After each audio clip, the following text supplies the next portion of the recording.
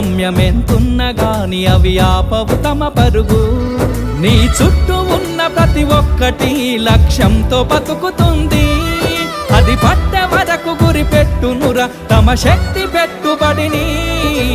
రాదురా ఏ విజయం నీ కోసం నా కోసం, ఎటుపోదురా నువ్వు చేసిన కష్టం ఎప్పటికైనా సొంతం.